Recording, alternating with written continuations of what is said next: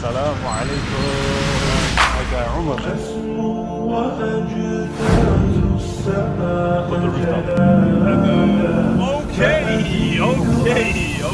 That's what we like to see. As soon as I went to applying to jobs in 2021, after my father passed away, I was like, look, I need a graduate job. I just need something to get me on my feet. Asking for advice, how to get a job. Then about a month later, he said that he managed to get a job. I was headhunted furthermore for a job, and I'm coming.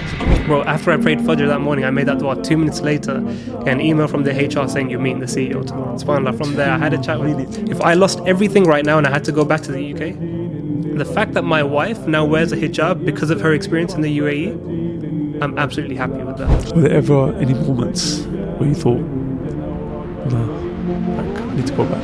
Whilst I've been here, honestly. Assalamu alaikum. My guy Umar. How you doing, my bro? Long time, bro. Very long time. It's been about a year now. It's been a while. Yeah, it's been a while. So you've lined up an apartment for us to have a look at? Yeah. Let's go inside, inshallah. See, what I like about Umar is he didn't himself feel comfortable sharing his own apartment. But he said, you know what? I've got a friend that lives a couple floors above me, same apartment style. Let's just go have a look at his. Spoke to his friend. You make it work, man. And you know what I notice here in Dubai, people are way more willing to help you out than in the UK, man. UK, you ask someone something, you get a screw face, bro. I could tell you so many stories about where I've helped a brother out or a brother's helped me out. Like, nothing transactional. It's just 100%, man. Let's build. Let's build, man. And I think that's a mindset that I really enjoy because you learn so much from other people as well. And you just don't get that in the UK no more, man. I'll be honest. What's the rent like in this building? You know what? So recently, there's been a bit of a hike. When I first got it, you're looking at between like the 48 to 55k region for a one bed. Okay. Now it's probably gone up to about 60, 65, but you just kind of wait for the seasons, right? I've always noticed in July, August, when it's summer and everyone's away. That's when it drops. Yeah, you kind of figure it out. And plus, there's a lot of teachers coming in and out, right? So if the teachers finish their tenancy in July, August, end of July, you pick things up quite fast. Bismillah. Let's go. After you, man. This is a bachelor pad, yeah? Yeah, it's a one bed. There's a lot of light in here, man. Yeah, it's fun. Like, it's a corner one, isn't it? Got a nice balcony there.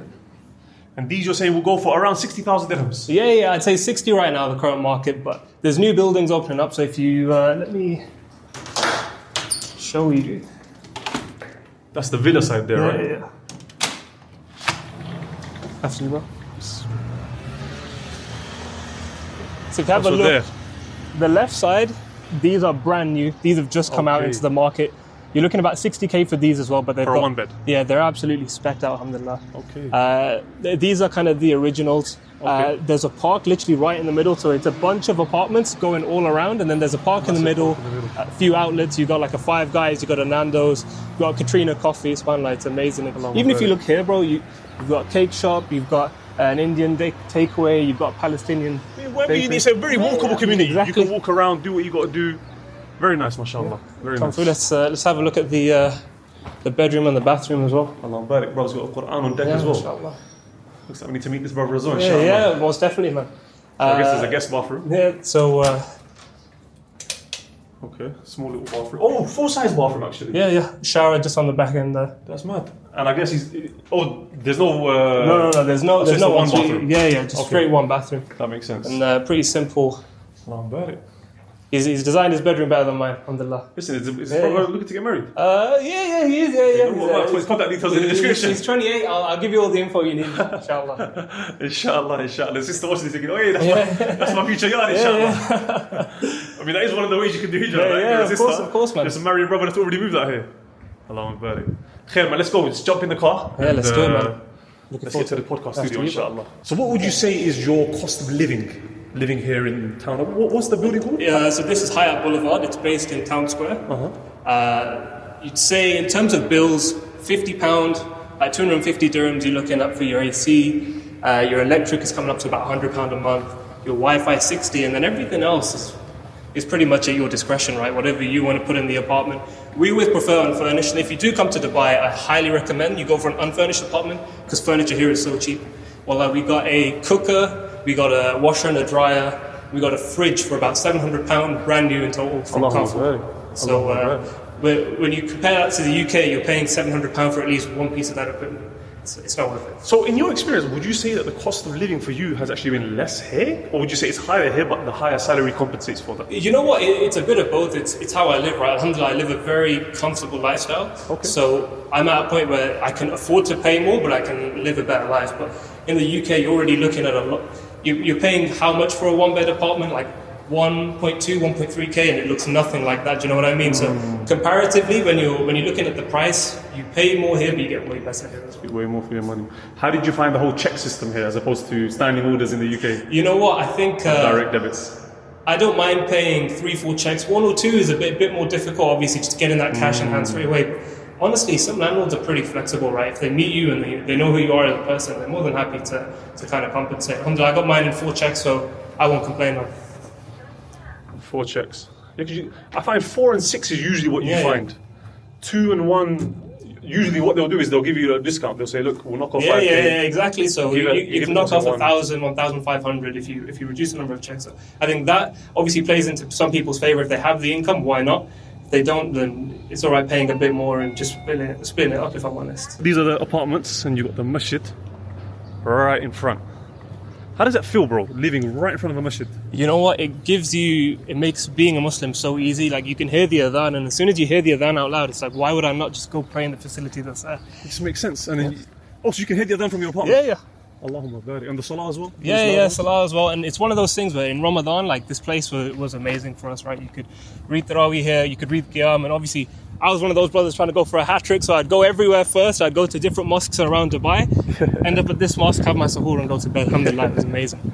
Allahumma barik. So let's talk about the karma, bro. Yeah, oh my day. Bro, I remember, I've been hiring cars from Premier Supercars Dubai for the longest since I've came, right?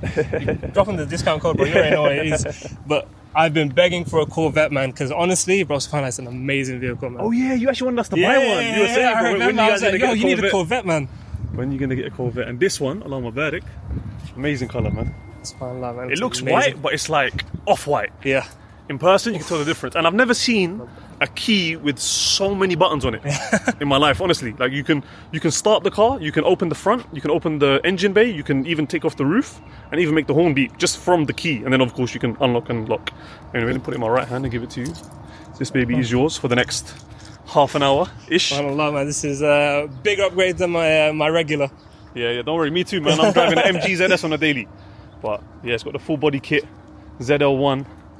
Alhamdulillah, man. 6.2 litre engine, very, very, very loud, naturally aspirated. And as you can see here, Corvette, the 70 year edition, or 70th anniversary special, something along those lines. Anyway, let's get you jumped into the car, inshallah. Let's do it, man, let's do it. This is all you get when it comes to boot space. That's all you're getting. But who hires a supercar for boot space? What are you saying, top down or top up? Top down, man. Top down has to be done, right? Top be done, bro. So I apologise for you guys in advance. You guys probably won't be able to hear a thing other than wind noise. Although I heard that the mics on these are actually quite good when it comes to wind noise. It is quite a tight car. You're quite tall. How tall are you? 6'1". 6'1", yeah, I'm 6'2". I'm actually all right, you know. Like in the Lambo, my head's hitting the top. Yeah, bro, this happens to me as well, man. But this is all right. Should we get the AC on? Yeah, please, bro. Foot on the brake. There you go.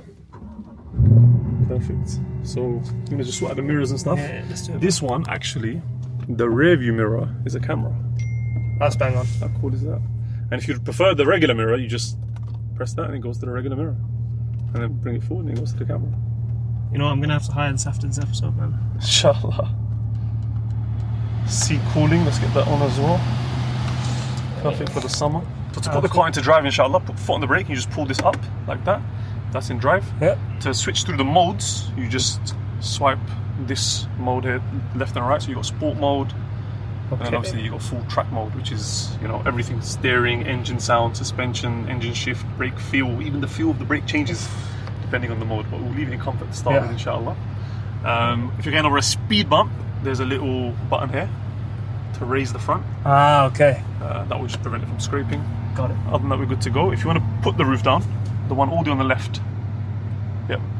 Let's have a look, man. Let's pick that. There you go. If you have a convertible car, why wouldn't you put the roof down? Crazy. Let me put my seatbelt on. Bismillah. This is a sick shot. You got the trees. How do I get out of that? Parking brake is down there. Just press the P button. Cool. This way, that's a drive. Good to go. Many of you guys say to me that the biggest thing stopping you from doing Hijrah is money. So before we start driving the car, there's something important I want to share with you. I mean, let's be real. Most people don't have hundreds of thousands of dollars lying around to invest in a property and get residency that way, and likewise don't have the qualifications or experience to land a job that will pay high enough to allow you to live in the country. Which leaves what I did, which is setting up a business. But then you might ask yourself, what business would I be setting up? And that is where I'd like to introduce you to brother Abu Lahya. He has a mentorship program where he teaches Muslims with zero business background how to set up a halal influencer marketing agency. You structure deals, you take your cut, you get paid. Some of his students, Allah Mubarak, make 10K per month. Some have hit 40K in one deal. Most of them will start making money within the first 90 days of the program. Now, me personally, you'll very rarely see me on my channel promoting anything that I'm not directly involved in. I've got trust issues. I'm a guy, I find it hard to trust. But wallahi, Allah is my witness, I trust brother Abu Lahya. If you're genuinely serious about Hijrah and making money and starting your own business, I'll leave the link in the description. You can book a free call with one of his team to find out more about the program. But I have to give you a disclaimer. Number one, it's not cheap. And number two, it's not a get-rich-quick scheme. You have to put in the hard work to see the results. May Allah make Hijrah easy for each and every single one of you that are watching this. With that said, let's get back into the car and back into the conversation. What's the fastest car you've driven?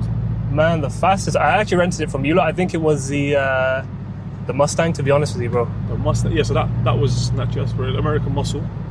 The brakes on this are very strong. Okay. So literally almost like a brand new car, 12,000 dirhams. Even me, when I first drove it off, I was literally like, yeah, you're bouncing back and forth. This interior, you know, when we were first buying it, I wasn't too sure. I said, look, that tan colour, but once you're in the car, it adds a nice contrast to it as well, man. Very much so, very much so. It grows on you. So you've been in this community for how long now? So since the end of September, so you know, good 8 months. And do you see yourself staying here? Yeah, like. My wife is like, I don't want to move out of this community. It's absolutely amazing. She's found a good set of sisters to roll with. There's a good football club for the brothers. Honestly, it's already raised. Perfect. Oh, you got a football club here as well? Yeah. So every Sunday they play a game. You know, that's one of the things that people usually mention that they struggle with when they move out here is the community. Yeah. So how did you go about getting that community? You know what? Honestly, bro, it's through the mosque, and you'll find that a lot of brothers are very open to communicating. And especially when they see that you're kind of new, they've already established the community. They're more than happy to welcome you in, understand your story, who you are, where you come from. And especially here, there's a lot of British expats and European expats, so it's very easy to click with them. Well, how different is this? Just from the, I was literally in the UK just last week, yeah. To go, there's a wedding and I had a meeting as well, an investor meeting. And you know, when you're driving there, number one, you don't realize the weather has such a massive impact. Honestly, bro. Your mood, your vibe, just like you're just so much more positive. Like in the mornings now, I try to spend like at least half an hour to an hour just sitting on my balcony, just taking in the sun. SubhanAllah. Honestly, it's one of those where in the UK, as soon as you get up, you're just on straight away. I'm like, okay, I gotta pray, go gym, do this. Especially in that weather, bro, it can get so depressing. It's like, why am I doing all of this? But here, as soon as I leave this community, I'm on my way to gym or work. I'm happy. I can see the sun. I can see the mosques. Like, you know, there's a good atmosphere here, and honestly, the community here really makes it happen. Like, everyone is so supportive. In the UK, everyone's got a screw face on. I used to work in London at one time. You know, you sit on the tube, you talk to someone, and they're looking at you like, why are you talking to me for, bro? Like, it doesn't make any sense. Here, like, I can strike up a conversation with absolutely anyone about anything, and honestly, you never know who you're going to meet, and there's some people here that have done so well for themselves. You speak to them and you're inspired straight away. So where in the UK were you living before? So it's a small town called Walsall. It was about 20 minutes from Birmingham. So alhamdulillah, it was a nice town. It had a good Muslim community, but honestly it was deprived of so much, right? Like, you're looking at people for inspiration, but there isn't many people that have done well in that area, and everyone does the same thing. It's just brick and mortar trade, to be honest, or having a chip shop, having a takeaway. And honestly, I was at a point where when I moved to London and I saw how much people were making doing the easiest of jobs, I was like, I can do this. Like, why am I limiting myself to such a small area? And then when I went back, I thought bigger and bigger. I was like, okay, I could do this in London. I could do this in Warsaw. Why can't I do it internationally? And Dubai was just a place where the opportunities were growing and growing and growing. And when we get into the podcast, I'll tell you more about my journey into getting into the world of work. And honestly, people here were doing crazy things and the infrastructure was still growing. I'm like, why not? Like, this place is booming. People have disposable income. People want to spend money here. You can make money from people spending money, so let's do it. No, you're right. And people don't know that the way we actually got in touch with each other was you actually DM'd me on Instagram asking for advice on how to move, yeah. How to move, no, even how to get a job. Yes. And I said to you, send me over your CV, I might know someone and whatnot. But I didn't forgot about it, right? I got a bit busy, as you do. Yeah. And then about a month later, I was like, bro, don't worry about it. You DM'd me saying, okay, I'm on the way. And, I've managed to get a job. I was headhunted furthermore for a job. And I'm coming. So can we jump on a call just to discuss, like, any tips, any like, whatever else you can tell me now that I'm already coming. Actually, wallahi, when I saw your message, number one, I was shocked. Because, like, I get messages from like that, the first one, all the time. And I do try my absolute best, right, to answer and respond to each and every single one. It can be a little bit difficult sometimes. But to then, within a month, I was like, bro, we have to find out what your story is and put it online. And people won't know this, but we actually recorded an interview. Yeah. Like a year ago, right? There was an issue with the audio, I think, when I was recording it. It was on Zoom, so it wasn't the best of quality either. But I was so happy when I messaged you and I said, look, can we do this? I was like, more than happy. Because you know what? I'll be honest with you. I feel like for the majority of people that watch, hearing from people that got a job here is actually more beneficial in terms of directly enabling them to do the same than people that are in entrepreneurship. Because people that have jobs are way more than people that are entrepreneurs. Most definitely. And you know what? People have experience in the UK and they want that here. It's just, how do you present yourself? How do you communicate? And honestly, when you get here, you've done half the job, right? Like, as soon as you've landed something here, your opportunities open up tenfold. When we get to the podcast, I'll tell you, I had multiple opportunities in January and I was just kind of picking between the bunch. Allah about it. Like, it was fun. I was very, very fortunate. Like, I've made the move and I left it all to Allah at the end of the day. I was like, look, I'm coming to the UAE. I'm coming to a Muslim country. I'm going to work hard. And you'll see, there's some days where I was working 9, 10 p.m. every night. My wife wouldn't see me for a month or two. She'd just see me asleep and then back to work. But it paid off because now I'm at a much better company. I get paid much more, alhamdulillah. And I'm able to kind of enjoy the luxuries of Dubai as well. Speaking of luxuries of Dubai, so people say that this is a very un-Islamic place. What's your experience been since moving here? Bro, honestly, it's your intention and what you do when you're here, right? If you want to go and indulge in haram, you can do that. But if you want to be in an Islamic community, you want to be surrounded with good people, it's so easy. Wallah, it's so easy. There's some areas that you won't see anyone wearing anything. They're always fully covered, bro. And deen is an absolute priority for them. This idea that Dubai is un-Islamic, it's literally certain areas of Dubai which are very touristy, that attract that kind of crowd, that have that reputation. But when you come here, there's so many practicing brothers here. And those are the places that regular residents don't even go to. Exactly. That's where the tourists go. And on the opposite side, in the UK, the nitties are everywhere. The drug dealers are everywhere. The stabbings are everywhere. The haram is absolutely everywhere. But here, it's in certain locations. Yes, no one denies that. No one's saying it's utopia. No one's saying it's Jannah. But there's many places you can go to, even within Dubai. Let alone, then you've got places like Sharjah and other Emirates that are way more conservative. You go anywhere in the world, you will find haram. Yeah. It's absolutely, that's a fact, right? Yeah. Wherever you go, whether that be here, whether that be anywhere in the GCC, whether that be anywhere in Africa, Europe, but it's about certain areas and communities, right? There's always going to be a place that indulges in haram. But honestly, I'd say 60-70% of Dubai, you're not going to see any of that. And the rest is all touristy areas and what's kind of like the modern Western society coming in and really pushing that agenda. But honestly, bro, especially in my community, it's so Islamic, subhanAllah. Like, there's a mosque literally right at my doorstep. Like, what haram is there? What's it? Should we test out the car now? Yeah, 100%. Let's cross this light and let's There's see. a button on the steering wheel, yeah? To be honest, you know that Z button, the silver one. So if you press it, it puts the car into Z mode. I've already just felt that. So everything goes into track, kind of. I don't know what the difference is between this mode and track mode. Like, this is all the same. So if someone in the comments knows, maybe you can let us know. Maybe after this roundabout, as you come off, we'll give it an acceleration. We can give it a bit of a push, yeah, 100%. And, get a feel for the sound of the car. You know what? This car, I'll be honest with you, it surprised me. Really? I rented one of these, not the same one, from before we bought this, from another company. and I used it on our Righteous Rides road trip. Yeah. And you know, a lot of people, they look down on Corvettes. They say it's a sports car trying to be a supercar or a baby supercar, right? And I was the same. I used to think like, nah, man, who wants to drive a Corvette?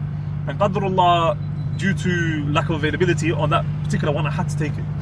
Akhi, wallahi, bro, I was smoking Lambos and Ferraris. No way. Lambos and Ferraris, bro. Like, number one is the element of the driver, obviously. Yeah. But then, the car is very capable, man. Yeah. It's just got a negative stigma. You're right, it's got a look to it, man. Everyone talks about Lamborghinis, Porsches, whatever, but no one really talks about a Corvette, man. It's a dark horse. Honestly, like you get your Camaros, you get your Mustangs, and you go all the way to your hypercars, you go to the Lamborghinis. This is a smack bang in the middle, man. In the middle. And the value for money, you can rent this for like I think it's 1,100. Yeah. Sorry, 1,400 dirhams a day or something along those lines. And then obviously you've got the discount code TRTH, the road to Hijrah, and you can get 15% off. But the value for money, a 2-seater rear engine car, bro, like you're not gonna find that for that price anywhere else. No chance. Anywhere else. And okay, Yeah. Zedmo, that's what we like to see. How have you found the traffic is in the UAE, like driving? You know what? It's all down to timing. So for me, as soon as I pray Fajr, I'll try and get out of the area as soon as I can, because the school rush, the work rush, like from my area to like central Dubai, it could take 40 to 50 minutes. But honestly, I would rather make that drive here than drive from Warsaw to Birmingham, stay in that traffic, stay depressed because of the weather. You know, you got road rage there. Here, road rage doesn't happen. Like, everyone controls himself, man. Dubai police is serious. You're not trying to get done by the feds here. In the UK, it's a bit of a joke. Like, honestly, you see all these Instagram pages just taking the mick out of police officers. You're not having that in the UAE whatsoever. Like, they're the respect for the law here is insane. Is up there because of the punishments that are in place, whether it's fines or anything else. Let's get to a straight and let's test this bad boy out, man. Man said straight and he signed again already on the curve. I love about it. I'm ready, man. I'm ready. And here, people don't really beat, man. It's a flash thing. Yeah. You see a Nissan Patrol behind you. Yeah, man. You're at the speed limit. He's just doing this. And Nissan Patrol tailgating you, flashing you, saying, "Yo, move out the way." Nissan Patrol is the boss. It's literally the equivalent of a Range Rover here. Yeah, 100%. But even then, like, the Range Rover in the UK doesn't command the respect that a Patrol does in the UAE. They're just so big as well, man. And man, some of them are so specced out, especially the locals, mashallah, those brothers. They have the craziest specs on the cars, man. Yeah. How are you pushing 1,000 brake on a SUV? SubhanAllah. Right, let's hit this M-way.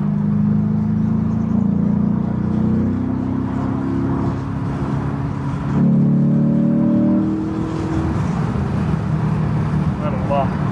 Bro, look how many lanes there are. Like, people talk about traffic, but look how many lanes there are. You've literally got 1, 2, 3, 4, 5, 6, 7, 8. Is that 8 or was that 7? 1, 2, 3, 4. I think it's 8. 8. Yeah, that's crazy. Speaking about Range Rovers. And you won't get your Range Rover up here.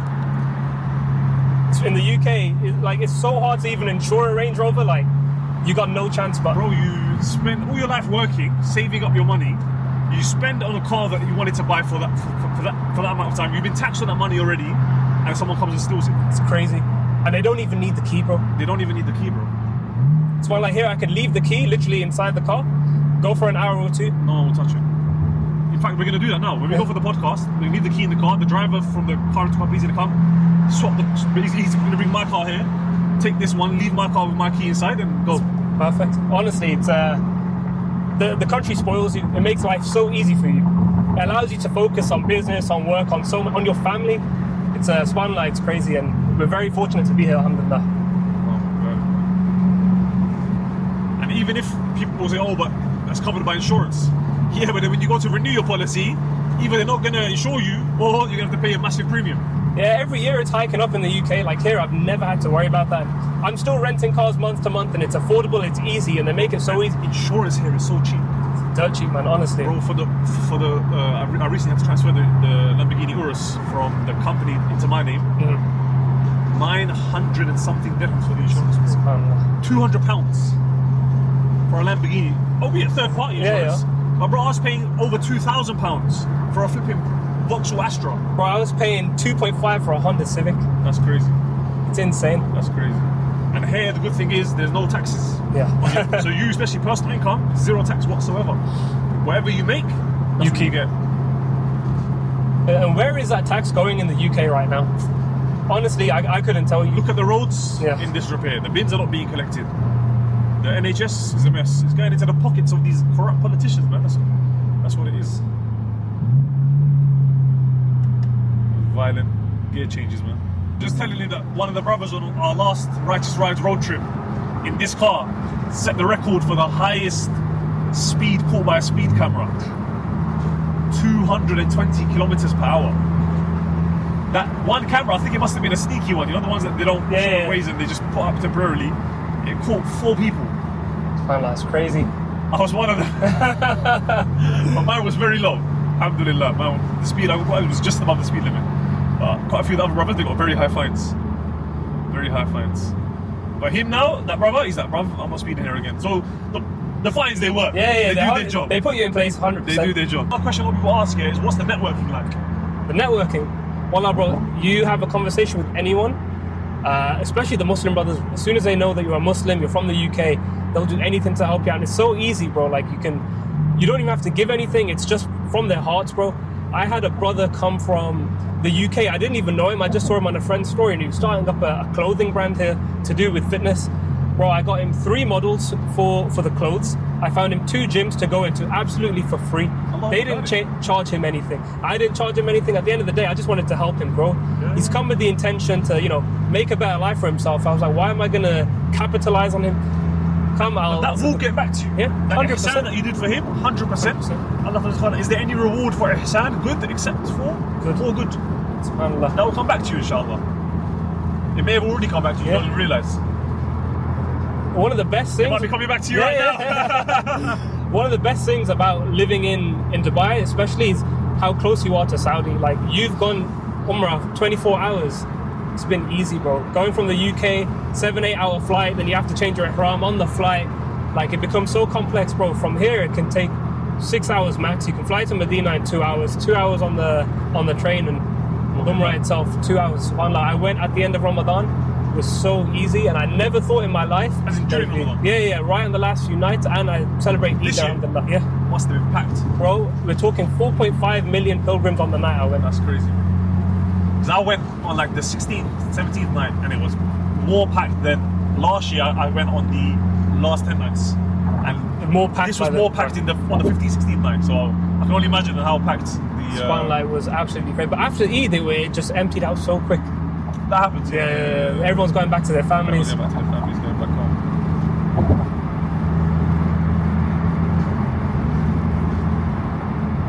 So what's your thoughts on the car? Spotlight, it's an amazing drive. Like, I've driven a few other American muscles, all from Premier Supercars. This one, I think, might be my favorite.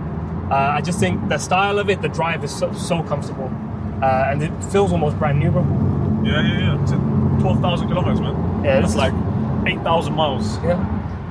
I'll definitely be in touch, man. I might take this out on a few trips. The thing with living in the UAE, if I go to Abu Dhabi, Hatta, anywhere, I just want to take a nice car. It's a nice, comfortable drive, and you guys give me the flexibility to just kind of enjoy the drive, man. Yeah.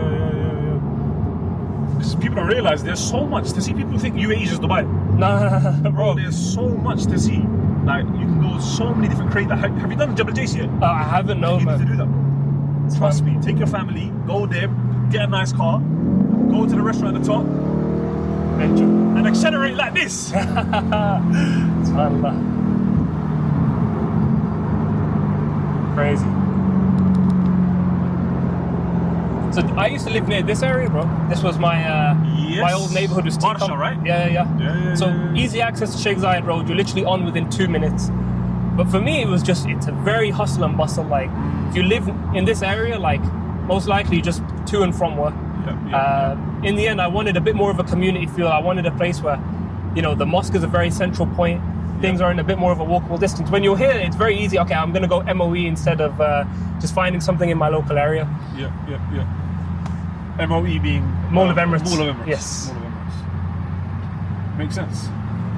Plus, community is just quieter. Like here, Sheikh Zayed Road, it's a blessing to be close in terms of commuting. You can also be quite loud as well. Yeah, 100%. And You right might have now, guys in Corvettes accelerating. right now I work near the new airport, which is it's called DWC, Dubai Logistics City. There's absolutely no traffic to get on.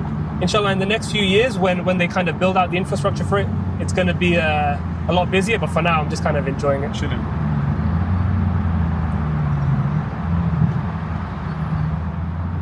Got one last push, yeah? One last. Woo! Crazy. There you go. You heard it there, guys. Now we're going to jump into the podcast studio, straight into the podcast. Let's go into the first question. But don't forget, Premier Supercars Dubai. Whenever you come to the UAE, make sure rent a car from us, inshallah, and use the code TRTH, the road to Hijrah, to get 15% off any rental that you want. I'll see you inside, inshallah. So, Umar, cars aside, Okay. Let's get into it. Let's do it, man. At what point did the idea of leaving the UK first enter into your mind? You know what? I'll be honest, bro. So I got married in around March 2023. I'm about 23 at the time, and I'm realizing that, okay, I've got my family at home, my mom, my sisters, my wife soon. This is going to get very hard to look after everyone, right? Financially, just kind of spreading myself across the board. And it got to a point where I was like, okay, there's two things either need to happen. We either spend less or I earn more. So you were the main provider for the household? I've always, since my father passed away, may Allah grant him Jannah in 2021, I've been looking after all of my family, so my sisters, my mom, and now my wife, and whatever I can do, like I will do for them, and I believe I'll be rewarded for. But at the time in the UK, I'm like, okay, I can't spend less because we're only just getting the bare minimum with what I'm making. How do I earn more? And the UK job market right now is so saturated, so many graduates coming in, and there's not a lot of income in that country anymore where people are willing to spend it, right? So I started looking elsewhere, and I started looking at the Gulf, and Dubai appealed to me, but not fully because of my misconceptions on, okay, how Islamic is a country, whatnot. But I've been here on holiday before, and I can see what kind of a life that Dubai can give me. So kind of May, June, so a few months into my marriage, I was like, you know what, I should start looking. I won't fully press a button yet, and then I'll kind of have a look. And funnily enough, in December, my father-in-law, may Allah bless him, he invited me on holiday, and that was the only time I had to kind of sit back and think, okay, what do I want now? So we're talking December 23. I reach out to you and I'm like, Abubakr, like, is there anything going around in operations? I work in last mile logistics at the time. I was like, anything, I'm happy to kind of learn and do more. And you said, send me your CV. And then from that point, when I come back on holiday, you know, I'm already getting reached out to by a recruiter based in Dubai. And I was like, this is a complete sign, bro. Like I've put a goal in my mind. I've done some things in the back that we'll talk about a bit later. Now's the opportunity for me to really get into it. Just to be clear though, because I don't want people to start flooding me with their CVs. I had nothing to do with you getting your job. Yeah, nothing. You sent me your CV. Yeah. I didn't even forward it on. Like I was going to get around to it. Obviously, you know, I do get a lot of DMs. I'm very busy. I do try my best. When I saw your DM, I thought, no, let me respond to him. Let me see whatever I can help him with. I will try. You sent me your CV. In fact, I think I might have sent it to one or two brothers. If you need anything, this brother's here. He works in operations. But then I forgot about it. And then like a month later, you DM me again and said, Abubakr, alhamdulillah, I've got the job. Yeah. I've got the job. Now, can we have a meeting just to talk about what's it like to live out there? What are things to consider when it comes to getting a car? What should I expect, etc. Akhi, what on earth happened in that month? Honestly, bro, I made loads and loads and loads of dua, right? Let's split it into what I did in terms of actionable steps and what I left to Allah, right? I made the intention that I'm going to do what I can to provide for my family, my wife, my sisters, my mom. Then it was about the Hajj. Every single day, man. People still message me now, and I'm no one special. I'm no one important in Dubai. They're like, oh, how'd you get a job? Help me. Are you praying the Hajj? Are you taking those steps within your religion to entrust your affairs to Allah subhanahu wa ta'ala? Most of them aren't. They're just kind of like, oh, I want it, and if it comes, I'll take it. Like, that's not how it works. In that time, I was looking at different industries across the UAE that were really growing. So obviously there's real estate, there's teaching. I'm not one of those people. I'm ops, I'm behind the scenes, I'm Excel. That's kind of what I do. I really try and push the operations.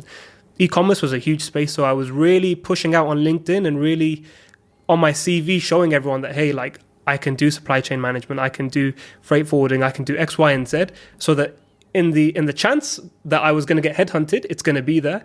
If not, people can already look at my CV and see, okay, he's someone in his industry who knows what he's saying, who knows what he's doing. We want him in this region. So now picture this. I've come back from the holiday, and on the same night, I've still in that tahajjud routine. I've prayed tahajjud and then gone back to sleep, and I've woke up, and obviously Dubai is 4 hours ahead. I get a message on my LinkedIn and they're saying, hey, we have this job in Dubai.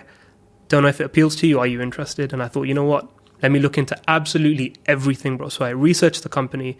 I researched what it did, what it's planning in the future. I was watching the podcast of the CEO, trying to get an idea of, okay, what am I getting myself into? When it comes to the interviews now, it's all about communication. It's about relationship building. We're going to have a conversation. We're going to understand what you want, and I'm going to tailor myself to what you want.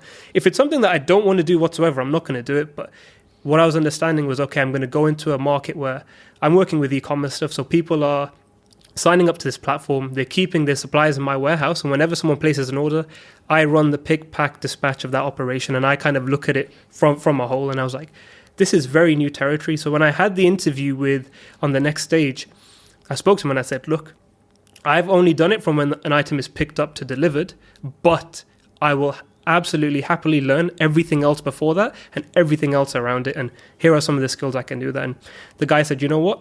Do this case study, get back to me. Bro, after tahajjud, every morning I would work on that case study, fajr, gym, then get to work 9 to 5. And in between, if I had a chance, I'd kind of just speak to some people in my company or people that I knew within that industry and be like, hey, can you tell me about this? Can you tell me about this? Can you tell me about this?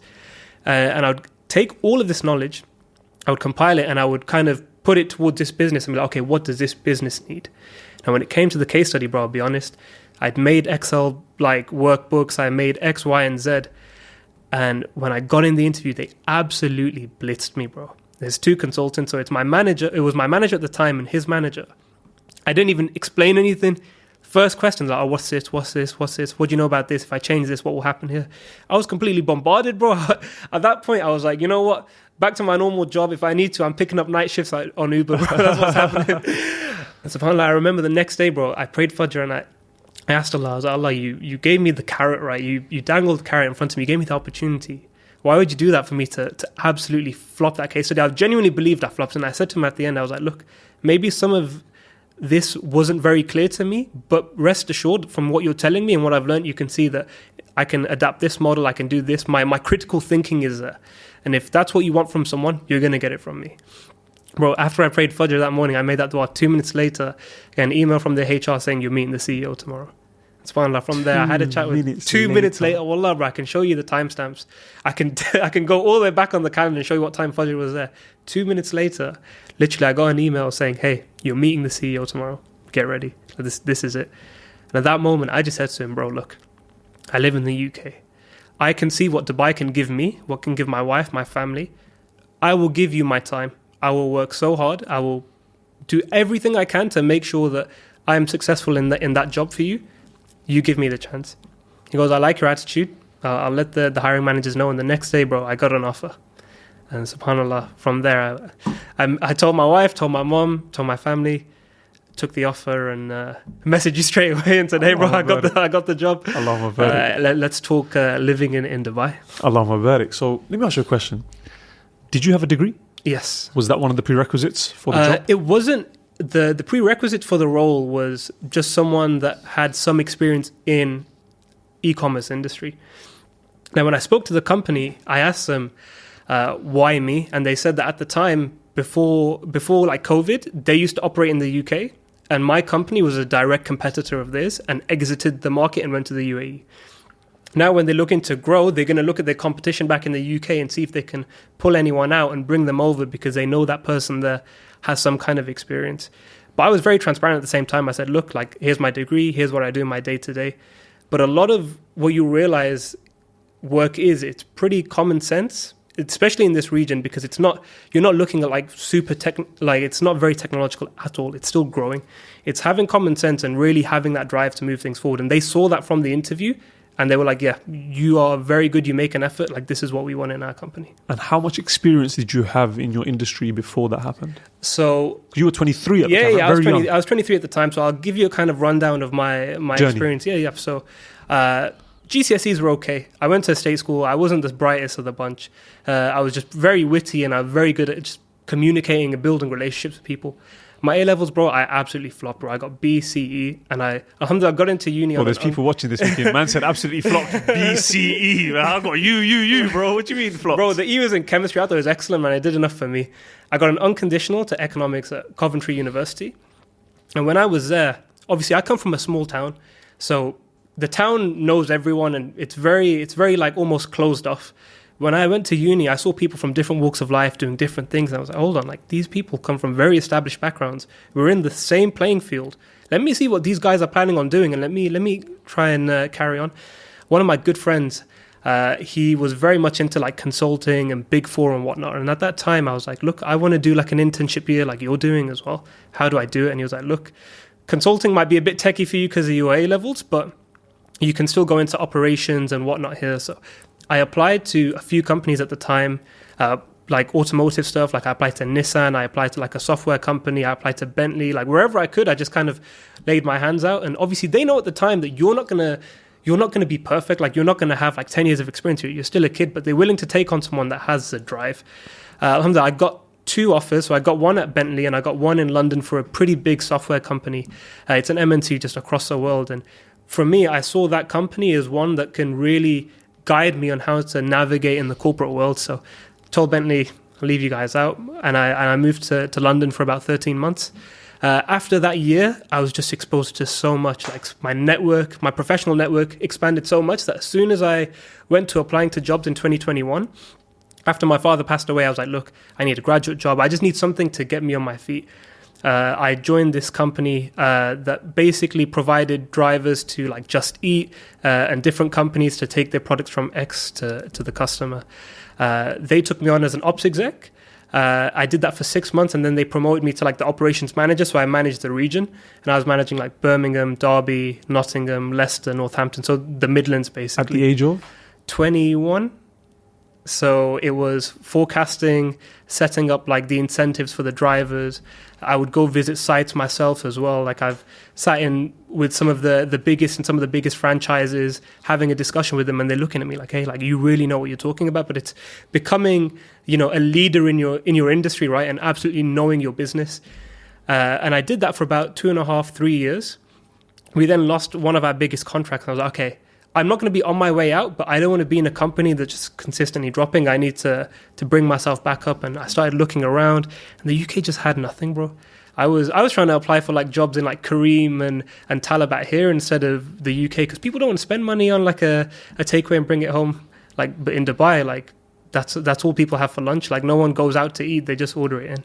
So that was kind of my first space. And then when this company reached out to me, I just said to him, look, I have experience in your last mile, but the fulfillment side, if you train me, I'll already know that side of the business. I'll support wherever I can. And then from there, I landed at that company. I was there for a year. And as I just mentioned to you now, I started a new role. I'm a senior compliance and distribution specialist for one of the largest EV vehicle brands in the world right now. SubhanAllah, it's been an amazing journey, and I only think it will go upwards from here, inshallah. I want to make money with you. In the previous ad, I rightfully mentioned that most people don't have hundreds of thousands of dollars lying around for investment. Well, this ad is only for you guys. Alhamdulillah, myself and Imran have partnered up with brother Sam Amin for a real estate development project here in the UAE. In very simple terms, we're buying land, building an apartment complex and selling it. No riba, no interest, 100% halal. So if you're someone who's interested in making hijrah and you want the financial capability to do so without having to work again, this could be the opportunity for you. We're talking about a 50% ROI, return on investment, within 2 years. That's almost unheard of, especially since it's an asset-backed investment managed by a very serious team with, alhamdulillah, a very strong track record. Alhamdulillah, brother Sam Amin has already helped high earners, investors become multi-millionaires through previous investments, and we're looking to do the same with this one. $5 million has already been raised. And just like I mentioned on the previous ad, I don't promote things that I don't trust, that I'm not myself involved in. Well, this we are directly involved in. We do the work and we put up some of the capital. You put up some capital, and then, alhamdulillah, we break bread together. So if you're serious about making hijrah, you have the funds and you're eager to invest in a riba-free investment with incredible returns, click the link in the description, inshallah, book a call directly with Sam, speak to him directly, get all the facts, all the figures, all the documentation. Alhamdulillah, everything is there. It would be an honor and a pleasure to have you side by side with us as we wage war against riba in the real estate industry, one development at a time. With that said, let's get straight back into the podcast, inshallah. You mentioned that the companies, when you were first applying, when you were young, Yeah. they said, look, you don't have any experience, but you have this drive. Yeah. Where did that drive in you come from? You know what, bro? I'll be super honest. When I lost my father due to COVID, my life just kicked up instantly. Before that, I was living at uni. I was working at my student accommodation. So I was making money. I was just chilling. And I honestly turned around to my friends. I was like, this is the life, man. I'm super content. And within a space of a week, my dad got COVID. He went to hospital. He was diabetic. He wasn't very well. And my dad's always been someone from maybe like 2004, 2005 when I was young. He was always quite sick, but he always made things happen for us, right? So we always had food to eat. You know, I want an Xbox. My dad would do anything to get me an Xbox. He always put me in a position where I could grow. And I remember turning around to my dad and saying, hey, I've got an opportunity in London. Let me take this and I'll make you so proud. I'll give you absolutely everything I can. I'm going to make so much money. I'm going to do this. I'm going to do that. Like, give me the platform to grow, because I don't want to work in a takeaway. I don't want to work in a family business. I don't want to do any of that. I want to set my own path and I want to give you guys everything back. And when he left this world, bro, I was like, I don't have that hand on my shoulder. So I've got to take it on both shoulders and I've got to do it myself. And losing him really, really pushed me. I was like, no matter what, I will provide, I will protect. Like, that is going to be my role as a son, as a brother, and inshallah as a husband at the time. And I just entrusted it to Allah. And I said, you know what? I will work. You give me the opportunities and I'll do whatever I can. How do you think you demonstrated that drive to the employers that were interviewing you? Because people are watching this and look, I've got a similar, there's something inside of me. Yeah. Whether it's just a past trauma, something that happened in their life. I don't have experience in job. How, to an employer who's looking for someone with drive, how can I show that? Like, what did you do to actually show that? You know what? It's channeling that energy, right? You have that internal energy, but how are you showing it outward to the world, right? So there's a few ways. One, if you are in a position to have an interview, like, research the business, understand what they do. It's not just looking at what they do on Google. Go on LinkedIn and see their latest updates. Take that, and when you're in an interview, ask questions about it so they can see, hang on, this person knows my business. He's done his damn research. Man, when I was interviewing in Dubai and I told the CEO, hey, I watched this podcast and one of the things you said reminded me of this, he was shocked. He was like, you watched my podcast? That was like 4 or 5 years ago. I was like, I need to know the man I'm working for and I need to understand what his drive is for the business. It's not just what I can bring for you, it's what you're bringing for me and what you're bringing for the industry. And he was so impressed that he took that on. And I've always noticed that it's your communication, your relationship building, and really having an interest in what you're going to do. So whatever interview I did, I always showed a genuine interest in the company. And if it got to a point where I was applying for jobs I didn't like, I just stopped. And I was like, I'm not going to do something that I don't want to do. I'm going to push and I'm going to really channel my energy into going for what I want, right? And Dubai has so many opportunities in so many different places. That e-commerce was one that I was like, I'm very interested in this. Like, Dubai has so much disposable income. I want to know how people spend it. I want to know what industries they spend it in and why they entrust fulfillment providers rather than having their own warehouses and whatnot. And alhamdulillah, it really helped me. So, there's a phase, right, when you're planning about going and you're like, okay, cool, yeah, I'm going to do it. But then when it actually becomes real, which I guess for you was when you got that text saying, we want to give you an offer, you're going to meet our CEO, this is real now. Sometimes doubts start creeping in. Yeah. Questions start coming up. Like, are you sure? Are you something this was swear, something from family members, something from yourself? You're just thinking, that's a big move, big change. No NHS, no, this, like, what were those questions for you and how did you tackle them? You know what? I think my main question for me was, what if I fail, right? I would have left a job that I was kind of stable in. I would have gone there, I would have wasted my money, and then I would have just come back with my head in my hands and everyone just be like, oh, he went to Dubai and he flopped. He tried doing his thing, it didn't work. And, that fear of failure really can eat you up. But I was like, look, like, if you don't take those opportunities in life, then when you're 60 or 70 and you're living whatever life, you're going to look back and think, hang on, why didn't I take that opportunity? So for me, I blocked out all the noise. And I was like, if Allah has truly given me this opportunity, I'd be silly to just leave it here now. Whatever I've done, whatever the pre-work I've done, all the du'as I've made, it's here right now, it's on the table. If I walk away from it now, then you might not get this again. So double down on it now, go for it, and whatever happens, that was Allah's plan. If I fail and go back, there's so much I can take back from my experience that honestly, like, we can probably talk about a bit later. Like, I'll give one right now. If I lost everything right now and I had to go back to the UK, the fact that my wife now wears a hijab because of her experience in the UAE, I'm absolutely happy with that. Just started wearing hijab because of moving here. Yeah, moving here, bro. A month in, seeing the respect that people had for modesty here, she embraced the hijab. And you know what, bro? It's not an easy journey for my wife. Honestly, it's very tough. And for the sisters out there, it's a very tough journey. And the times that she's been tempted to just kind of give up, bro, Allah subhanahu wa ta'ala and the universe has given her a sign to keep it on, bro. We were at a shop and she wanted to try on a necklace. And it was a bit difficult getting it on. And she turned around to the brother and I was like, I'm really sorry. Like, it's my first time wearing the hijab. And like, I don't really know how to do this.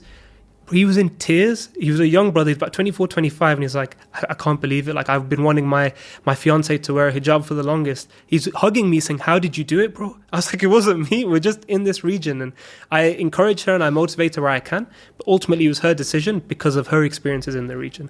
So even if I went back with absolutely nothing now, the fact that my wife observes a hijab, subhanAllah, that's enough for me. That's a win, and that's crazy. People don't realize, akhi, the impact the environment actually has on you and your iman. Like here, it's normal. Like hijab, even abaya, in the niqab, it's just widespread. And it's not like no one's going to judge you. No one's going to look at you any different because that is the norm. Yeah. In fact, if you're dressed too inappropriately, people will look at you. Bro, What are you what's doing? going on here? Like, what are you doing? Whereas in the UK, it's the opposite. In the UK, you win even hijab. It's like, oh, look at her, Muslimic, and you and here it's just even like small things. Having a istinja pipe everywhere you go, having wudu facilities everywhere you go, having prayer facilities everywhere. This building, we're in a podcast studio. It's got a musalla on the first floor, man. And there's an actual wudu area. You don't need to worry about putting your foot in your sink and Steve walking in. And, what the hell are you doing, mate? And you're like, I've been caught a couple of times and I'm guilty. Oh yeah. So alhamdulillah, you don't have to worry about that here. And then it just like that's the effect that's had on your wife who was an adult. Yeah. Imagine children who are like sponges who take in everything around them. Like you don't even, some of the stuff you don't like for example, you probably never you haven't heard this in maybe 20 years, but what's it called? There's nothing like a bowl of Cocoa Puffs. Yeah. You probably haven't heard that in years. No. That's an old ad from when we were kids. But you remember it because it's ingrained into you. And I could probably do that about I could probably do Power Rangers and Dragon Ball Z and mention and lines. It all just comes to mind straight away. It all comes to mind straight away because when you're a child, it's like you're carving into a soft bar of soap. Yeah. But when you're an adult, it's like you become like a rock and it's hard to then carve into. You know what? Just touching on that point as well, like people are going to say, oh, but we have Islamic schools in the UK. You do, but what I've seen in my personal experience, in my opinion, is that most people that send their kids to Islamic school do it because their kids are at a point where it's more of a refinement technique, where it's like, my kid's a bit off the rails, I'm going to send them Islamic school and they'll fix up. Like both my sisters went to an Islamic school. MashaAllah, they did very well for themselves and they observed the deen as it should be. But I've heard experiences from them. I'm like, I can't believe this is in an Islamic school. Like it's impossible. But here the schools are so well regulated and so well observed, and they have an Islamic curriculum that goes alongside whatever curriculum they want to learn, whether that be English, Australian, Indian, whatever. They have a level of Islam to it as well. You can go and pray whenever you want. I remember at my school, there was a prayer facility, but it was a makeshift and everyone pushed for it. And to pray Jummah, you'd pray at like 12:30 at our school, but the teacher's always a bit iffy about it, like, oh, he's probably doing it to get away from this. You have no judgment here. When it's time to pray, you go pray. It doesn't matter where you are, the gym, a restaurant. And I've never felt so comfortable asking, hey, is there a place to pray here? If I said that in the UK, they look at me like, what are you on about? Like, go pray outside. Like, we don't want you in here. But here, they'll take you to a room. They'll make a conscious effort to allow you to pray. SubhanAllah, may Allah reward any country that allows that for its people. I mean, were there ever any moments where you thought, nah, like, I need to go back? Whilst I've been here, honestly, no. I've rode out a few really tough waves, to be honest, because the company that I originally started at was a startup, right? So they're very shaky. It's like, you lose a big client, that could be the end of the business almost. And you have to do absolutely everything you can. And if I'm managing the whole operation end to end, I've got to be locked in. So there's points where I'm doing work till 9, 10 p.m. and I'm driving home, I'm thinking, what am I doing? Then the fact that I can wake up and go to the Mosque of Fajr the next day, or I can wake up and my wife is in a safe environment, or I can wake up and know that anything I want to put on the table, I don't have to think twice about it. If I'm in the UK, if my wife wants to go out to eat, I got to think, hang on, she buys this now, then next week maybe I can't do this, or I can't pay this, or I'm going to have to be a bit low on this. Never had to do that here. Like, the financial literacy doesn't even become an aspect. Like, it should still be important.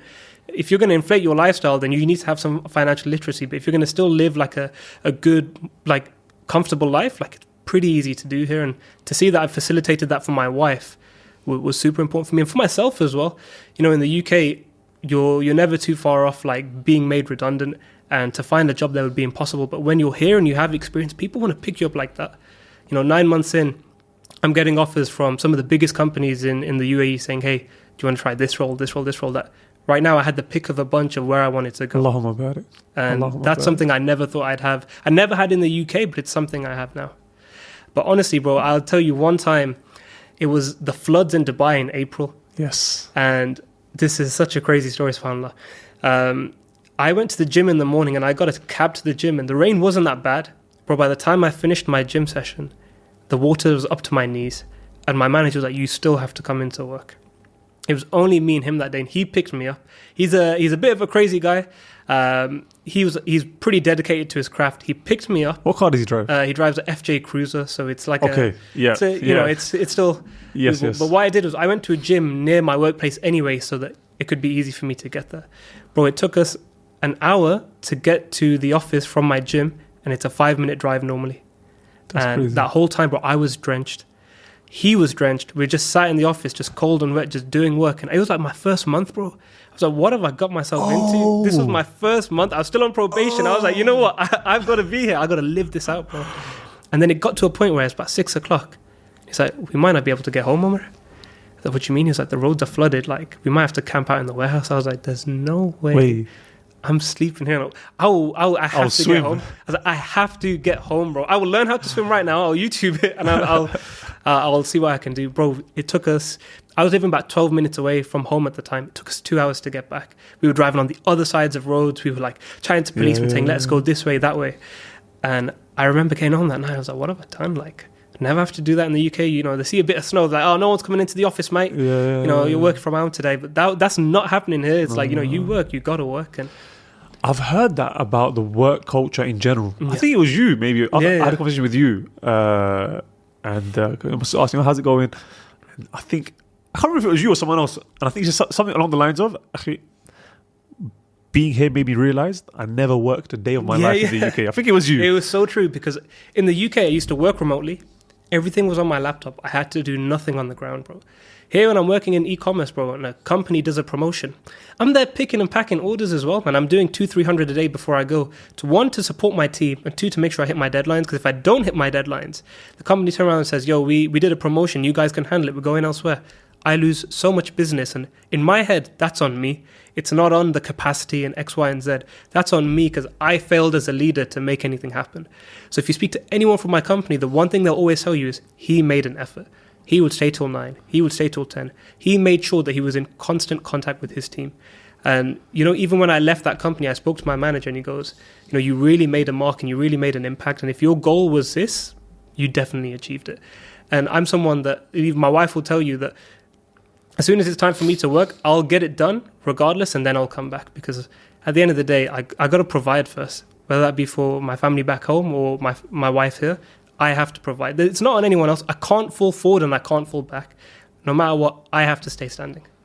So you mentioned that after your father passed away, Allah yarhamhu, that you became the provider, you became the protector for your family. You know, you mentioned your mother, your sisters, and obviously, of course, your family as well, your wife. How hard is it being away from your mother and your sisters? Of course, you're here and you're able to support them. But that's one thing that a lot of people worry about, is like, how is that going to be, being away from my family members? You know what? It's tough. My younger sister was 15 when my dad passed away. So I felt an innate, almost fatherhood responsibility over my sister, knowing how tough the world is, especially in the UK. You know, to kind of just pick everything up and just go to the other side of the world and know that I don't have that physical presence there. It's super tough. I make a conscious effort to communicate with my family and make sure everything's okay. And I try and go back a few times a year as well. Obviously, my sister was getting married last year. I got to spend 2 weeks there. But even just going back and seeing the tears on my mom's eyes as I was leaving. It's heartbreaking, bro. Like, she's the only parent I have left, and I love her to bits, and I love my sisters to bits. May Allah bless them and reward them, because it's a struggle for them as well. You know, there's a certain presence that I have as a brother, as a son in that household, and I don't have that anymore, and it's hard to have it virtually. And I've done everything I can, and I'm still making an effort, but being there, I remember when I went home, I was like, you know, my mom, my sisters, my neighborhood, like, it's so beautiful. I wish I could bring them here. And I remember saying to my mom, like, Mom, whatever happens, Allah will provide, I'll make it work, you come with me. But my mom has other commitments too, right? And I can't turn around to her and say, neglect your responsibilities for me. I'll still make sure I can fulfill my responsibilities to you in whatever way I can. And if any emergency happens, I'll be there. Like, you don't have to worry. Like, I will get myself there. It's one flight away. Yeah. One flight Bro, away. I remember my uncle passed away in December. May Allah grant him the highest rank in Jannah. And bro, within an hour, I had a flight booked from Dubai to Birmingham with a stopover in Antalya for an hour. I made it in time for his janazah. Like, just like that, because I knew I had to be there regardless. Like, family is family, right? Like, you have to make a conscious effort, even if you're on the other side of the world. Something as tragic as that, like, you need to be. I've lost my father. I know what it's like for my cousins to lose their parents, right? I have to be there to support, regardless of whatever's going on in the world or not. And I said that to my manager. I took the 3 days. So do whatever you want. I'll be back on Thursday. I flew back 3 a.m., went to sleep, went back to the office at 9. Things just have to be done, bro. You do what you can for the people you love, and it's something I absolutely stand by. Wallah, I can relate to that so much. Even me, I remember not even my cousin, my wife's cousin passed away. Young. She was like, I think like 30 or something like that. Like 3 young children, and it was a bit of a shock, right? And then when we found out, I said to her, like, let's book tickets right now. Like, don't even worry about it. Like, one of the benefits, I guess, of being here, earning whatever you're earning, is that you have that flexibility that, you know what, if we need to, we can just book flights and go back. And we also made the janazah as well. And that was something that was... and again, people are a little bit like surprised that, oh, what? Like, you guys made the effort and you came in. But as you said, family's family, right? And you have to do that. And even recently, alhamdulillah, like just last week, there was a family wedding. And it was the first wedding of any of my first cousins that I attended. I think I must have missed like 5, 6, maybe even 7. I've got a lot of cousins. And this one was the first one where I remember when I saw the invitation, it said no music and fully segregated. So I was like, you know what? I have to go. Like, all the other ones, I've said no, like, respectfully, of course, for religious reasons. But this one, they're actually doing it properly. I have to go. Like, you know, alhamdulillah, I was able to go attend, met so many family members I haven't seen in such a long time. And you know what it is? The access to airports here is pretty strong, right? Like, Dubai airport from me is 25 minutes away. Sharjah airport is 40. Abu Dhabi airport is an hour. Like, you can get anywhere in the world. Even in terms of holidays and stuff, travel destinations become so much easier, right? So, like, going into Central Asia, Uzbekistan, Georgia, Armenia, and we're not even talking about the elephant in the room. Going to Makkah, Medina is so easy. So easy, bro. I just came back. I went for the last few nights in Eid, and it cost me maybe a £200 flight to Medina from Abu Dhabi airport, and it was a 2-hour flight. That's crazy. Even me, just in Ramadan, we went for 1 night. We literally just booked a flight 3 hours to Jeddah, spent the day there, spent the night there, spent the next day there, flew back in the evening. And it was literally just like, boom, got Umrah in the month of Ramadan, which is the equivalent of Hajj. So it's like, bro, like the rewards, the opportunities. It's amazing. Are, and I know, like, when crazy. I went in the UK, like, you have to go with, most people go with a group, then you have to plan that, then they do X, Y, and Z, then it's a long flight. Like, here it was nothing. Like, we went and it was so quick and so easy and so comfortable, alhamdulillah. I think the UAE is really good with its transport links now as well, like Wizz Air flies from here now. So even getting to the UK, when I went back, it cost me like just under £150. Like, granted, I didn't take any luggage or whatnot, but I still got clothes in the UK. I didn't bring any of those winter clothes here. Even my family came to visit last year and they paid like £100-something each with just hand luggage. And they stayed for about a week, maybe 10 days.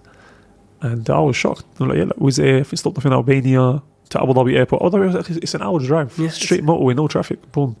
You know, and I went to pick them up. And alhamdulillah, man, it was like, bro, like, amazing. And even like now, whenever, because I'm Pakistani, right? Yeah. Whenever like family was going to Pakistan, I said, well, just book on Emirates and just do a stopover. Like my mom now, so if she ever goes, like last year, my granddad was quite ill, my mom's dad. He passed away as well. May Allah have mercy on him. And like her or other family members when they were going, I said, listen, book a stopover, come see us for a day or two, and then you can go there. And it's just so easy now. Yeah. It's just like that accessibility, as you mentioned, alhamdulillah, makes a big difference. What advice would you give if someone's watching this right now and they might have a degree, they might not have a degree, they might have certain experience, they might not have experience, like practical steps from your own experience. Mm-hmm. If you want to be able to get a job in a Muslim country, whichever Muslim country that might be, we're not here to say, well, this is the only place where you can come. Go to any Muslim country you want. What are the practical steps that you think a person should take? So see, I was quite fortunate that I got headhunted, right? But in my experience, one of the things that I think is super essential is really making sure that your LinkedIn is super tight, right? It's like the first thing someone's going to see of you. What's your name? Where do you work? What is your experience in? Keeping that up to date, I would update every 2 months, bro. Even my CV as well. On the off chance I had to speak to someone, I had to hand it out. I'm not going to go back, spend 2-3 hours. I'm going to strike the iron while it's hot, and I'm going to give out as much as I can, right? And a lot of people, what they tend to do is they only update their CV when they're looking for a new job. But they don't realize that in that time, you have to look all the way back and think, what have I actually done? If you update it pretty regularly, you'll keep a consistent track of, okay, this is what I've done. And I tailored it to every job that I looked at. And I would message people that are already in the company and say, hey, congratulations on XYZ. I look at their latest post. I'd say, is it okay if we have like a quick 15-20 minute discussion about what you do there? I'm super interested in the industry, the whatnot. Maybe we can share some knowledge. Most people, they're very open to it. And then when you tell them, hey, I'm looking at something within this country, they're more than happy to kind of pass that referral on. Even when I got here now as well, I met someone as they were running. I said to him, hey, bro, you got a nice t-shirt. Do you work for this company? He goes, yeah, I do. He didn't know anything about what I did. I just told him, oh, here's my LinkedIn, here's my WhatsApp and whatnot. He reached out to me 2 months ago saying, hey, we're hiring for a role that we think you're pretty good for. You should apply. Like, I've already pushed you forward to the CEO. Wow. Bro, I just met him on a run. And he's just seen, okay, this is the industry I'm in. And it's how fast that you can make that connection and how likable you can be, right? If I'm connecting with people that are in a senior position that I want to get into, I want to know how they did it. I do have a mentor as well, who's pretty high up within like the software sales industry. I catch up with him every 6 months and I say to him like, hey, look, like this is my background. This is what I come from. This is what I want to achieve. Like, how do I do it? And he'll always put me in contact with people that are more than happy to help me because he's already in that industry. He's made the links. So now I'm talking to sales directors here in like the UAE that are like, oh, maybe I can take you on. Maybe we can find a space for you in our operation.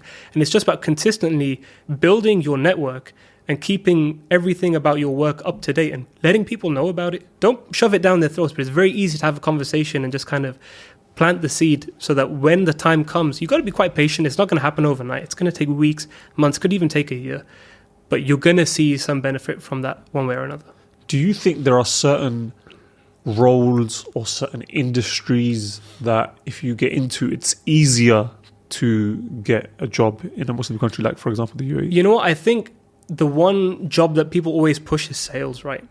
Because like real estate sales, real estate sales is very common here, but it's like 100% commission only. Yeah, exactly. So you have to kind of pack up and bring everything, and once you've signed that dot, it's very hard for you to go to a different industry.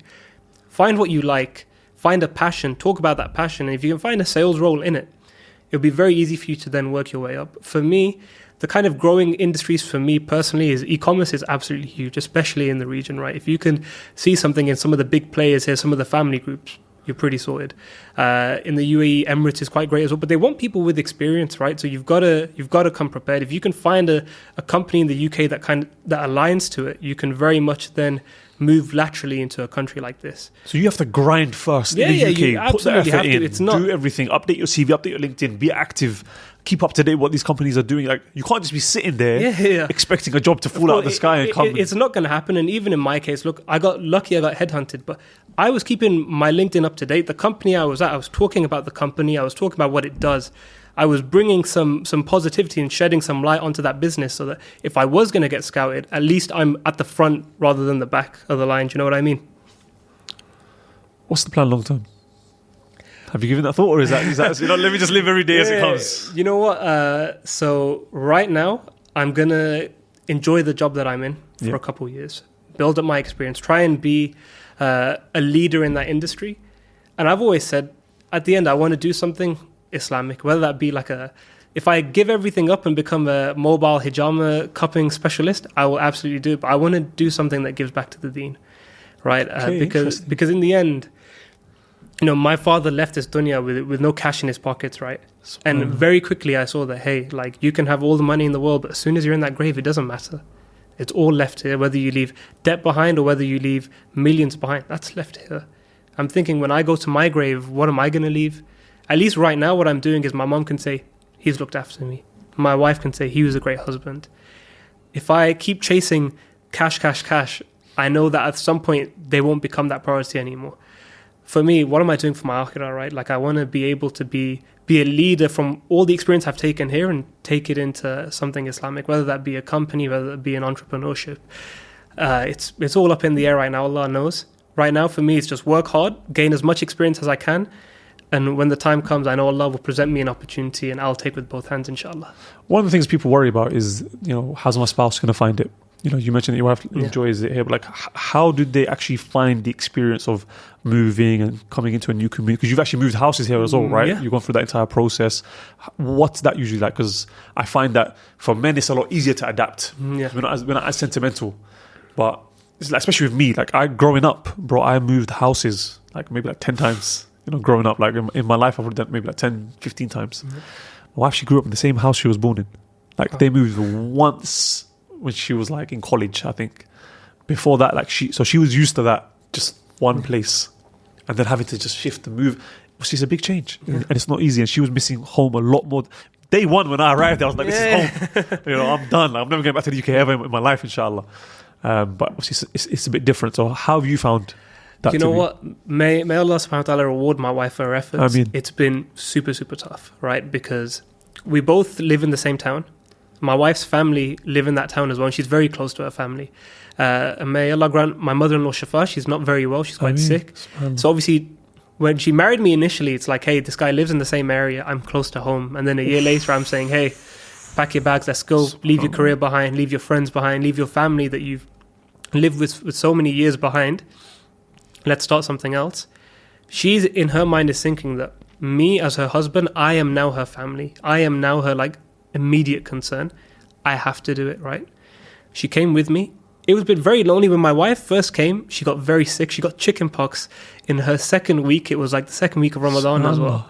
I had to take her to the hospital. I had to look after her. I was starting a new job, so I didn't want any excuse to be away from work. She really, really struggled, and especially when you leave everything behind and the only person you know in the country is your husband, it's almost like becoming dependent on him. And that's very tough for my wife, mashallah. She's a very independent woman. She does very well in her industry, in her field. And she's always been in sustainability and like non-profit organizations within the government. And here, that's still growing, right? And it's very much still within the Emirati, the local community. It's not very much outsourced to expats. So for her to come here thinking if she can have a career or not, it was a bit of a struggle. And then the area we lived in as well, there weren't as many Muslims as she'd liked. And there weren't any from the UK. You want something that's a bit close to home, bro. Now, the area that we're living in now, bro, she can get an iron brew at the local supermarket. Like, that's enough of a offer, do you know what I mean? And the community that she's built in the mosque, subhanAllah, with the sisters has been great. I hear about it all the time, and I'm so happy for her that it did take time for her to adjust, but it was her just persevering for the sake of her husband, for the sake of her religion. May Allah reward her for that, right? And within that journey, she's taken so many steps, wearing the hijab, going to the mosque, being a lot more proactive with her religion and her life. And she's at a point now where she can make anything out of her life. It's a blank canvas. She can do what she wants. She can start a new fitness journey. She can take a new career, whatever she wants. She can stay home and chill. It's absolutely up to her. The world is for her. But obviously, that family is still super important, right? Her mother, like, anything happens, we're going back. And family is something she holds on to very tightly. In my head, this is like a mission for me. It's like, hey, I got to get X and Y done to get a certain result. For her, it's, hey, like, I'm following what he's doing, but I need something of my own too. And to have your own thing when you're so dependent on someone is so difficult. And she really struggled at the start, but when we came back and we moved into this new house and the new community, like, it was a breath of fresh air for her. And now she's really enjoying it. Dubai spoils you, bro. Like, she doesn't have to go grocery shopping. We use an app, noon minutes, 15 minutes, it comes to the house.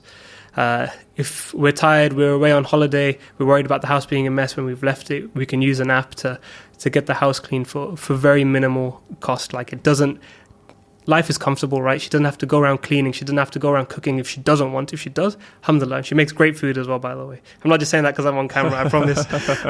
But wallah, it's made the areas of life that you want to enjoy so easy, right?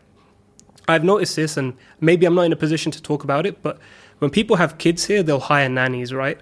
And I remember saying to someone, like, why do you have a nanny? Do you not want to experience the struggles with the kids? Like, why would we want to do that? Like, we want to enjoy the good times with the children. Okay, that's a strange perspective to have, but when you're working a very intense job to bring a certain amount to sustain yourselves, it kind of makes sense. If your father was to see you now, what do you think he would think? What do you think he would say?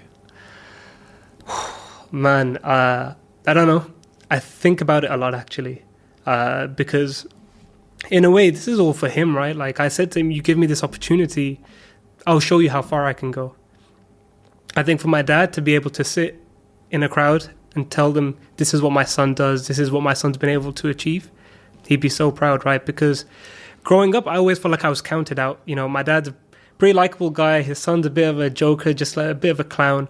You know, what's he going to do in life? We don't know. But the fact that my dad would be able to sit in a circle and be proud of me, like, I've always chased his validation. And I got to a point in my life where I genuinely thought, you're going to see it now. And he only ever saw the start. And that's been tough. That's something I have to live with for most of my life. He didn't get to see me get married. He didn't get to see me fall in love with my religion. He didn't get to see me, help my family. So I hope he'd be proud. I pray he'd be proud. And whatever I can do, I'll do in his name and in his honor, to be honest. Okay, wallahi, I think he would be extremely proud, man. I hope so, man. Wallah, I hope so. You inspire me, bro. Like, mashallah, at your age, to have achieved what you've achieved after going through what you've gone through, and you're providing for your family, bro. Not just your family, your entire family, bro. That's a heavy weight on your shoulders, man. Extremely heavy weight on your shoulders. And the way you've taken it on your stride, and every single obstacle that's come your way, there's a reason. When I get thousands of people reaching out to me, like, the people that Allah actually put in my life, every single one of them is for a reason. And somehow, some way, you made it in. So I'm just letting you know, bro, like I said, I'm inspired by your story and how far you've come and the steps that you've taken and the progress you're still making. Allahumma barik. Yeah. And I'm looking forward. As you said, this is just the start. Yeah. He got to witness the start. Right now we're at the extended start. There's a long way to go, man. Inshallah. And I think, for the brothers and sisters that are out there watching, like, don't let adversity and your kind of perception of life, like, crowd your judgment, right? Like, you guys have so much potential. Like, I know so many people that have the potential to move here. It's just about making the effort, right? And I've seen some brothers struggle. One brother I've met here, subhanAllah, he's an amazing, amazing guy. I hope he watches this as well. When I first met him, he was making what I was making in the UK divided by 2, right? And he was still living out here with his wife. And for that whole time, he was making half of what you were making in the UK. Yeah. When you got your first job here, you were making approximately double what you were making in the UK. Yeah, so obviously when you take out the tax and you add a bit more on top, I was making a lot more. And I found out his salary. I was like, bro, like, how are you living? And I remember you'd say to me, I get like a 10, 12 dirham, which is £2.50, £3 biryani, like, every day, and I just make do. And bro, he was the one praying for me that I pray Umar succeeds, I pray Umar succeeds, I pray Umar succeeds. And I would do the same for him. And I remember a few weeks ago, like, he'd come to visit me and he told me he got a new job, which is almost like double, triple what he was earning. And wallah, I was so happy for him, right? And I genuinely feel like sometimes in the UK, some brothers aren't happy for each other. It's very much a competition mindset. Well, how's he done that? I was so happy for him and he was so happy for me. And to think that I was kind of feeling almost high and mighty at one point where, hey, I'm earning X amount, I'm in this position, but he's the one helping me, supporting me and doing so much for me, in so many different ways. And he's now got a position where he's comfortable. May Allah bless him, reward him and give him more than me. I mean, yeah, no, that's crazy. As you said, unfortunately, you do find in the West that there is this crabs in a bucket mindset. Yes. Anyone's about to get out, it's like, no, pull him down. I noticed this when I was working as a train driver, right? Like, train drivers, as you probably know, in the UK, in London especially, they're militant, bro, when it comes to their pay. When it comes to anything, they'll go on strike straight away. If you mess around with their money, with their pay package, with their working hours, anything, they're off. And I remember I used to see so much anti-union, anti-train driver hatred in the media, and the general public was just soaking it in. Yeah. getting riled up like a mob. You know, all these bloody train drivers, look how much they get paid and they're still going on strike and this and that. They're earning a seriously good wage. Like, in fact, to be honest, it's not even seriously good. Like right now, I think they're on about 70 something K, which for a UK job that doesn't require a degree and is it's quite easy. The job quite itself, executional, right? Like it's you're paid more so for the knowledge, like the stuff you have to learn to be a train driver, so that if something goes wrong, you know what actions to take. That's hard. The actual driving of the train, bro. There's automatic lines where you just open and close the doors. That's it. The train drives itself. Then there's manual lines. I was on a manual line where we have to actually accelerate and brake and red light, green light, etc. But the actual driving itself, it's not hard. It's quite easy. But instead of looking at why am I getting paid less and how can I get paid more, you're trying to look at how can we get these guys back down? How can we get these guys down to Allah? Why are they getting a 5, 6, 7% pay rise when I'm only getting 1%? You know, they should be lower. That's just like the epitome of crabs in a bucket. Honestly, and I feel like everyone just pocket watches each other in the UK, right? Like, how much is he making? How much does this person make? Here, bro, no one cares. No. Like, honestly, no one cares. Like, I speak to some of these brothers, and it's about what value you bring them as a friend, as a human, and on a personal level. It's not what you bring us financially. Like, and I love that, right? Like, I remember some of the first few friends I made here. It wasn't about like work or whatnot. It was just this in the UK. You like this, you like that, and just kind of clinging onto that and just building a network from there. If you could give one final advice for the brothers and sisters that are watching this, what would it be? Honestly, pray your tahajjud, man. Just absolutely pray and trust Allah, right? If you have a genuine intention, I remember my first intention when I was like growing up, if I want to move somewhere, it's, I want to make more money. I want to make more money. I want to make more money. I want to do this, that, the other. When I changed that to, I want to provide, I want to take care, I want to fulfill my obligations as a Muslim, and then more, that's when it started to come in. And what am I doing in my religion that's allowing me to go there? Am I spending extravagantly? No. Am I working hard on my deen? Am I trying to learn? Am I being a good husband, a good brother, a good son? And then just pray, man. Just Allah will give you that opportunity if it's right for you, right? And I believe it's truly right for a lot of people. They're just not taking that actionable step. And I always say, do you really want it if you haven't prayed the Tahajjud, right? And if the answer is no, I don't pray it, then man, just before Fajr, half an hour before, get on that prayer mat, speak to Allah. He's there for you, right? He's there at that time to listen. And if you're not going to give him that time to speak to him, he might not give you what you want in this world. Umar, my bro, it's been an absolute pleasure. Alhamdulillah. Thank you so much for having me, with man. the house tour, apartment tour, with the car, and now here. And my only regret is that we haven't linked up more, man, since you've been here. Man, well, we can make the time now, inshallah. Inshallah, we definitely have to make up for it, man. A lot of making up to do, inshallah. With that said, brothers and sisters, hopefully you guys benefited from this show, from this episode. It's a brand new show, The Road to Hijrah. And inshallah, it's the means for the start of your journey on the road to Hijrah. With that said, subhanakallahumma bihamdik, ashhadu an la ilaha illa anta, astaghfiruka wa atubu ilayk. Assalamu alaikum wa rahmatullahi wa barakatuh. That was sick, my bro. Jazakallah khair, man. Good. Alhamdulillah, really good, really good. Appreciate Wow, actually, that was. If you are interested in moving to the UAE, specifically through setting up a company and getting residency, which is what I did, and by the way, I've got another video on my channel talking about the 3 main ways to get residency here in the UAE.